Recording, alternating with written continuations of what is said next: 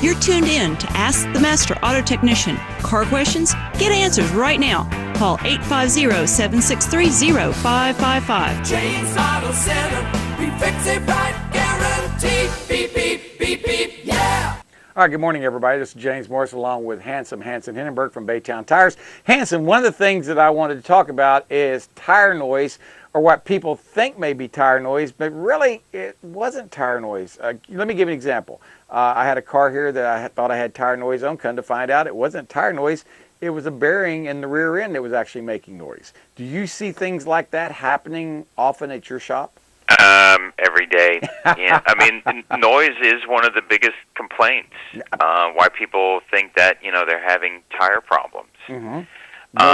Same thing with brakes. I mean, noise is the biggest thing. Not that the brakes don't stop. They make noise. The same thing about tires. Not that they don't roll. They're not smooth, but they make noise, and people don't like excessive noise. Yeah, people don't like the noise, and it's very understandable. They've spent $40,000-$50,000 on a car, yeah, and they don't want to pull up in front of the school and stop and hear squeaking noises, roll down the highway and hear a humming noise. Absolutely.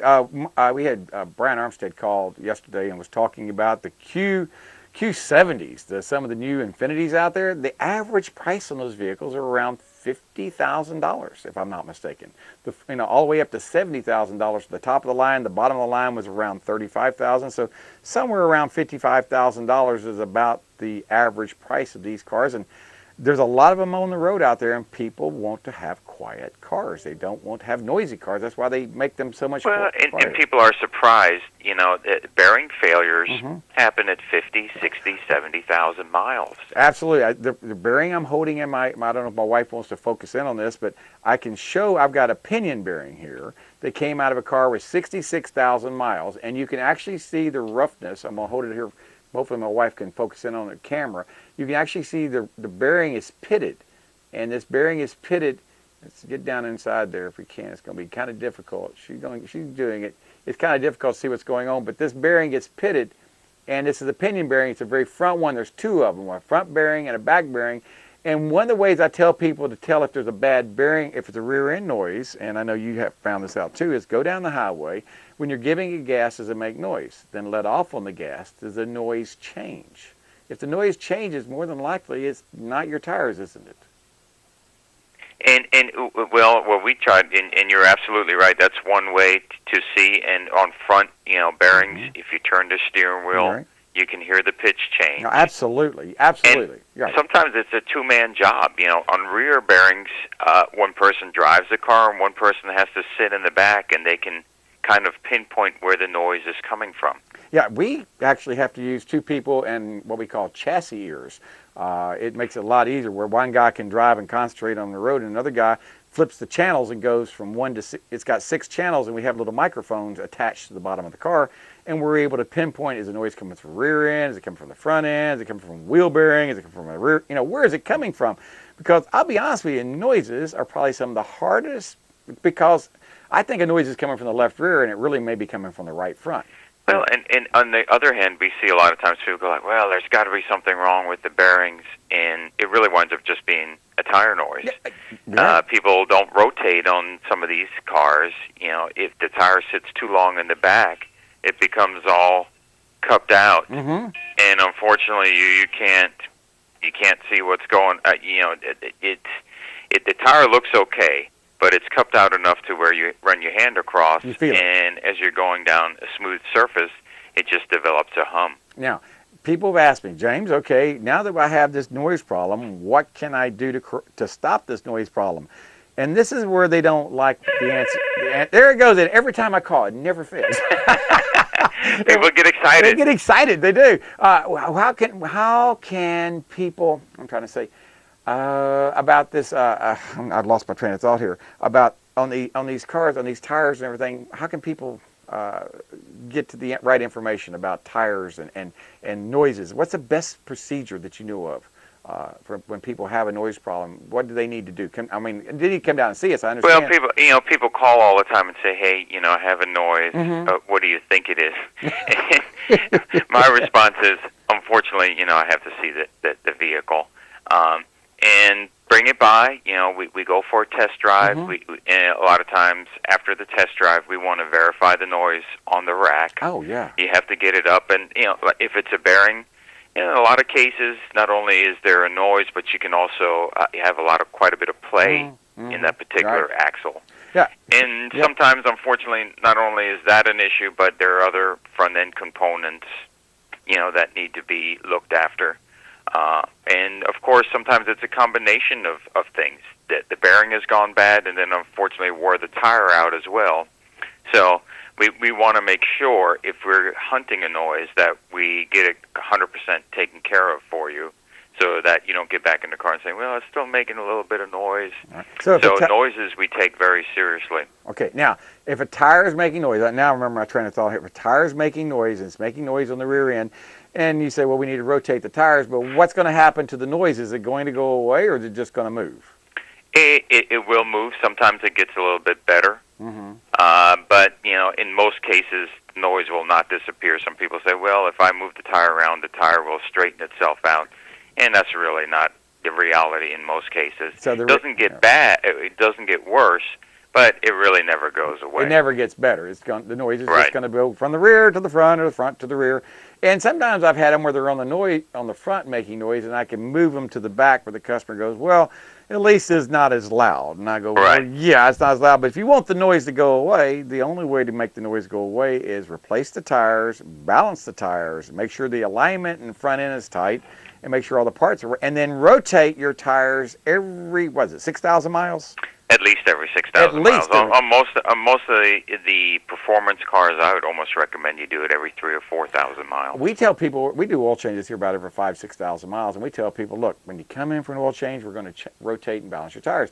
They look and go, I never did that in the past. And I said, well, things have changed over the years. Well, and then people get into the 5,000 or 6,000 mile schedule of oil changes, and then they wind up doing it every other oil change. And then you have 10,000, 12,000 miles in between tire rotation. Too late, too much. And to keep up with the mileage warranty on the tire, almost every tire company, states in their warranties that the tires have to be rotated at least every 7,500 miles. And customers don't believe that, do they? No, and that's the bad part. And a lot of companies are willing to accommodate you and make the warranty right on the tire. But unfortunately, if you don't have documented tire rotations, they're going to say, no, I'm sorry, you didn't keep up your end of the bargain. That's something I see all the time. I had a customer come in the other day. We put tires on his car 4 years ago.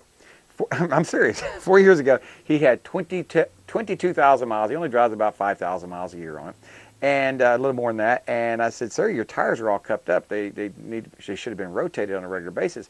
Well, I only got 22,000 miles on it. I said, sir, they're supposed to be rotated every 6,000 miles, somewhere in that area. And he goes, so they should have been rotated at least 4 times by now. Right. Yeah, and I will tell you that that is noted on our repair orders, and it's noted on our invoices, so customers have that information. Whether they follow it or not, they have that recommendation. And it is amazing. Some people, well, in my opinion, if they don't hear a noise or hear a problem, they don't think there's a problem until it's too late. It's kind of like waiting to see that check engine light come on. The oil light come on, or the idiot light come on to tell you if your car is running hot or low on oil before you check the coolant or check the oil in it. You don't need to be doing that. You need to be proactive. And you and I both have seen it. We've been in this business long enough to know that some people... we want you to keep up with your investment. Yes. That's the most important part. People always say, well, you want to do this, you want to do that. But the reality is, you're going to be... I sold you this set of tires, and you're going to be unhappy with this set of tires. Yeah. And we don't want that. We want you to be happy and say, hey, Hansson, 5, 6 years from now, I want to buy another set of tires. Yeah.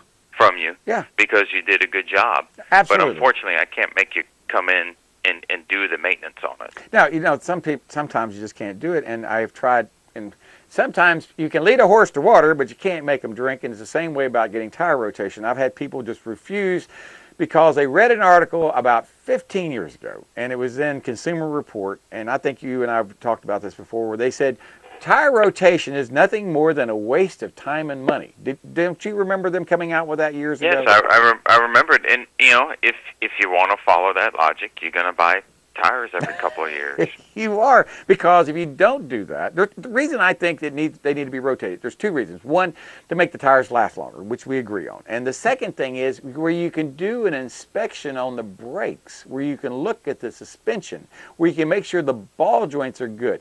How many times have you and I, Hansson, had a car come in with 50, 60,000 miles and found bad ball joints or bad tie rod ends, and the customer is completely oblivious to it? They didn't know they had wore-out parts, but we see this on Ford trucks at 35 and 40,000 miles. Oh, absolutely, every day. You know? Every day. And people just wonder why the tires have worn a certain way, and if you only look at the front end maybe every couple of years, you completely miss it, and then you wear the tire out, or you have other issues as well. And that's what I see. A lot of people have the other issues right there.